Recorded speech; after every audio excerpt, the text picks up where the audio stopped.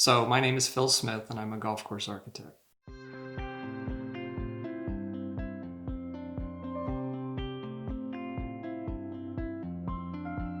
The joke is that you have more of a chance of being struck by lightning than you do becoming a golf course architect. Well, it's funny, when I grew up in Kansas, in the middle of Kansas, in Hutchinson, Kansas. And when I was little, I was really into music and I played trumpet and I was really good. And I was one of the best in our region and I was in the drum and bugle corps. And so I always thought I was going to get into a career with music until I think it was my junior year in high school, when I started working on a golf course there. Prairie Dunes is the name of the club there in Hutchinson. And I started working maintenance there in the summers.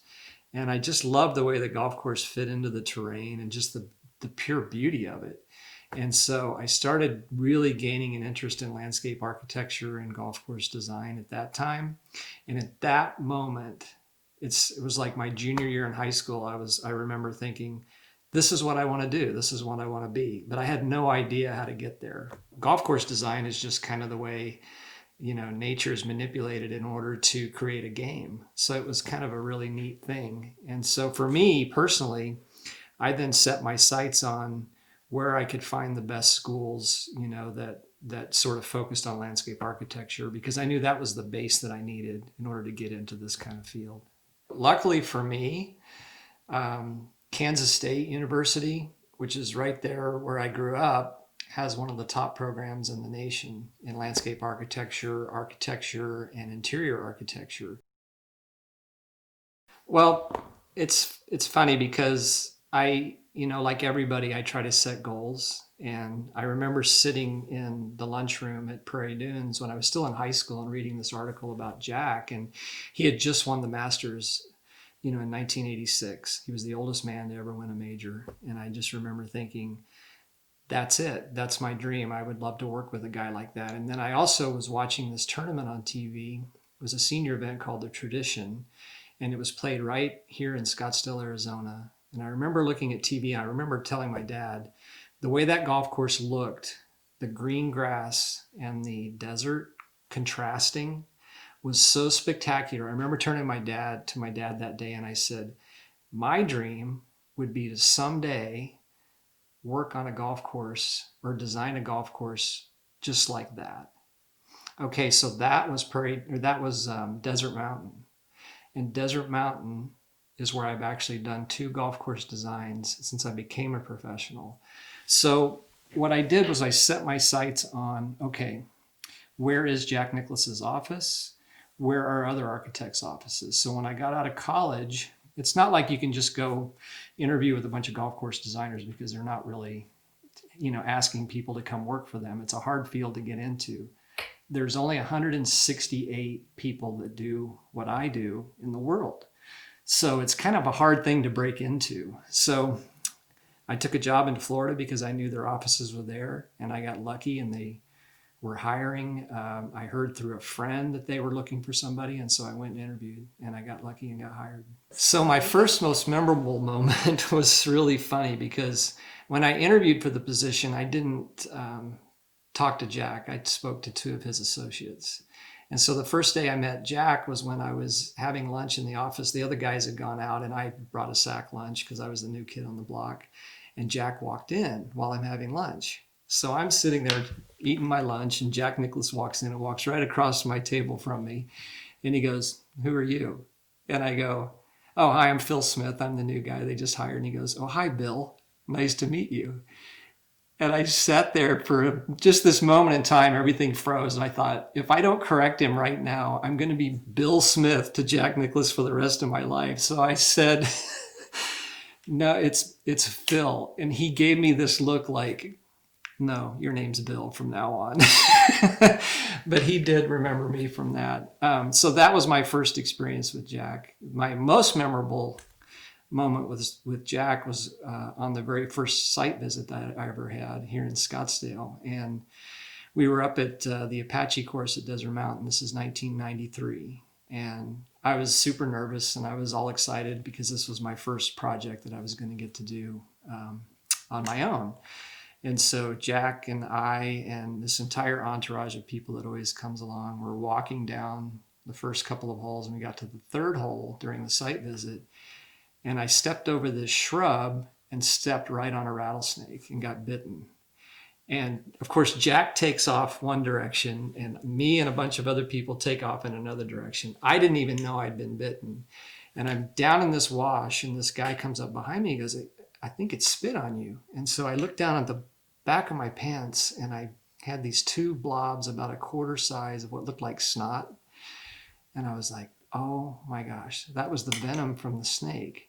And so I slowly pull up my pant leg, and there's two dots of blood on my leg trickling down. And I'm like, oh my gosh. So this stupid snake, which is slithering in another direction, everybody's with Jack because Jack's deathly afraid of snakes. So they're all concerned about him, right? And I'm over here going, I got bitten by this snake. One of the best lines that came out of that whole day was that the owner of this development, Lyle Anderson, was standing with Jack before I got in the car to leave. And he said to me, he says, well, Phil, you've got a great story to tell your grandkids now someday. And Jack Nicklaus turned to him and says, what makes you think he's going to live to see his grandkids? So I thought that was one of the best one-liners ever. And so I get this call out of the blue one day from Tom Weiskopf's secretary. And she's like, I have Tom Weiskopf on the line. Would you hold? He would like to speak with you. And I thought it was one of my friends playing a practical joke on me. So Tom gets on the line, and I'm like, oh, yeah, right. Whatever, Chris, or whoever, And he's like, no, this is really Tom Weiskopf. So it finally sunk in that it was Tom. And we had a great conversation. And he said, why don't you come in, and interview and, just sit down and we'll talk about it. When I took the job, I had to go back to Florida and explain to Jack Nicklaus why I decided to make this career move. So he just sat me down and he just said, look, I respect your decision. I think it could be good for you. It could be bad.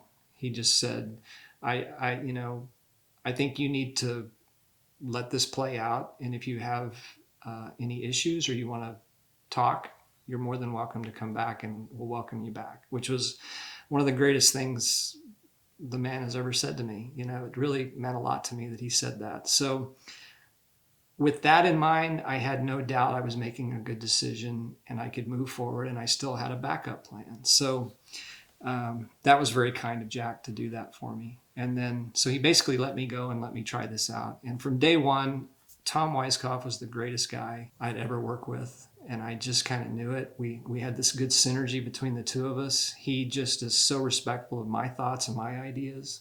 Not everything had to be his idea, which, a lot of guys aren't that way. There's a lot of ego in this business. And, my philosophy is I try to take the ego part out of it. It really should be more about, your fight with nature and the way that things sort of play out with the clients than it should be about, building some monument to yourself.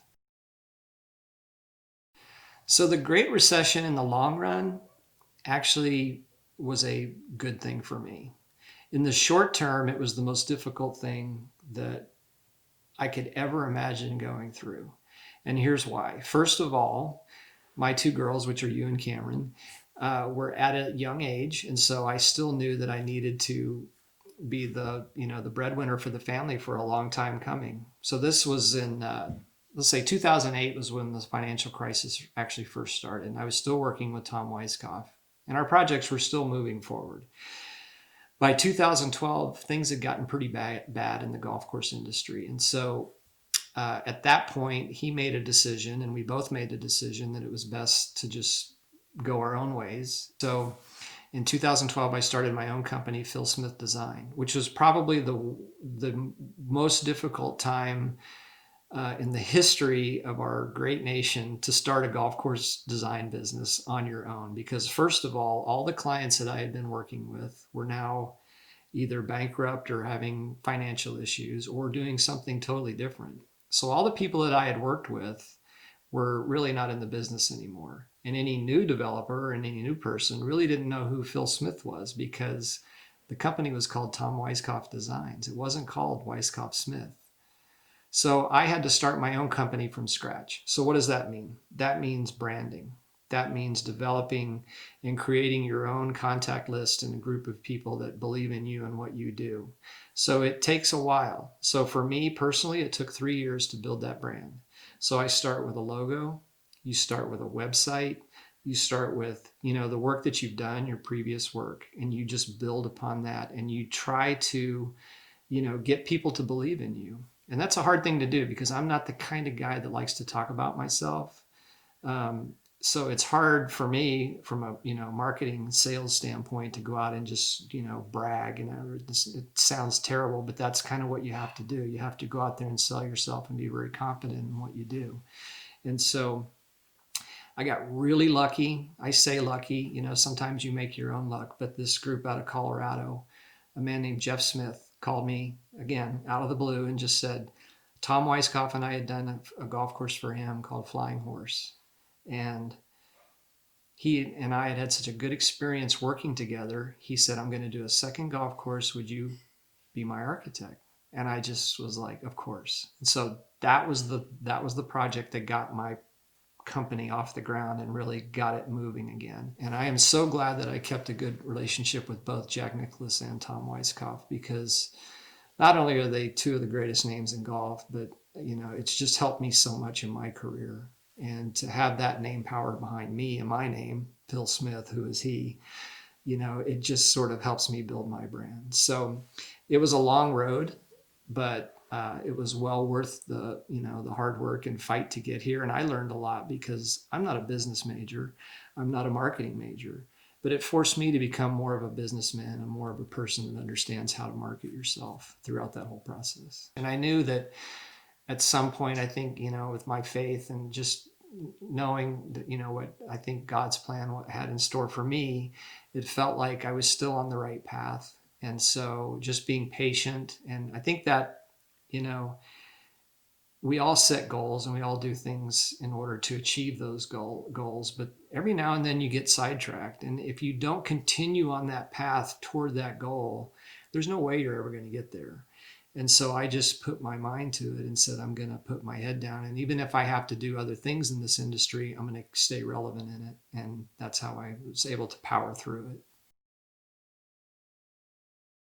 Yeah, it's the most frustrating thing that can happen to a person because there's nothing you did that was wrong, So it's just a byproduct of either the economy or some sort of unforeseen thing that caused this to happen, or maybe it's somebody in a position that's you know in a power position that's above you that may be jealous of your skills or of your abilities. And so I think it's just trying to regain your confidence and make sure you still have confidence in yourself and what your abilities are, because that's really what it comes down to. People can sense confidence and people can sense desperation, right? It's just like the dating world. I think, if you're out in the world and you're trying to date girls and you're seeming kind of desperate, it's going to be really hard for you to get a date. I always equate it to this because it's so true. And then it seems like once you get a girlfriend, all the girls come out of the woodwork because they sense a confident guy. It's the same thing in the business world. People out there sense desperation and they sense confidence. And so if you can just continue to be confident in yourself, and it's not something you can fake, you just have to be really secure in your abilities and your background. And so much of that comes from these experiences that you have in college, and it's just the well-rounded background that you gain from that.